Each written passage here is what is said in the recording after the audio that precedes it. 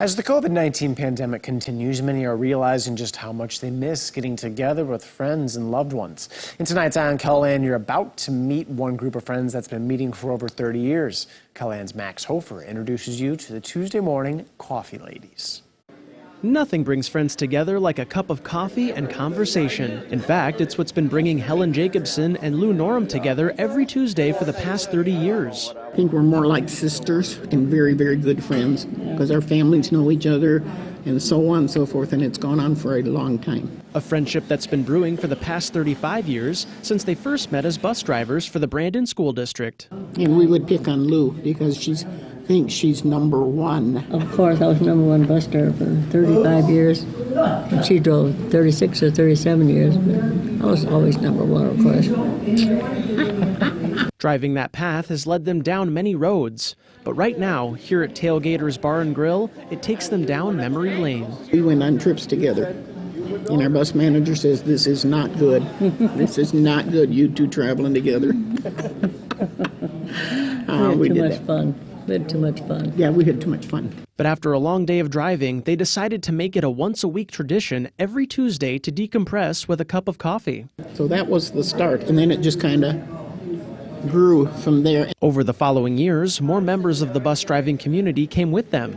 Then some of their friends, and friends of friends, and friends of those, until they became the group known as the Tuesday Morning Coffee Ladies. We used to have 25, 30 people. But Each gathering grew more memorable than the last. We started celebrating birthdays, and then celebrate Christmas, and then they would wrap gifts and then draw numbers and then pass them around so everybody got a kind of a goofy gift or whatever. Nothing could tear these ladies apart, and that included prior commitments. we even gave up our doctor's appointments or hair appointments. We made sure we got to our Tuesday morning appointments and to see each other. That also includes when it became hard for older members to leave their homes. And someone went to Bethany Nursing Home, then we went out to Bethany to have lunches out there. They had a room for us. And even tougher when they knew some of those seats wouldn't be filled again. We've lost a few, of course, but we're still hanging in there.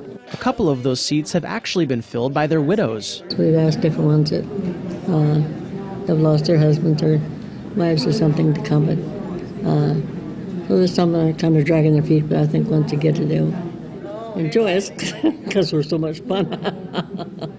The only thing that did separate them was the COVID-19 pandemic. They didn't meet for a few Tuesdays, but as restrictions began to lift, so did their spirits as their cups filled once again.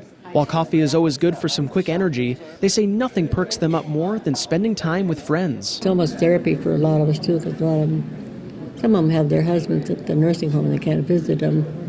And so we vent to each other. Cups of coffee may come and go, but this friendship is lifelong. It's still very, very close, and we still joke back and forth, but we still keep in touch. And she comes and checks on me more. We're there for each other. We know that. And our kids know that, too. They call her Grandma Lou. And Mama Lou, too. Mama Lou. So awesome. It is. And I enjoy that. With Eye on KELOLAND, I'm Max Hofer. Coffee Ladies can be found at just about any restaurant in Brandon, South Dakota, and they're always open to new members.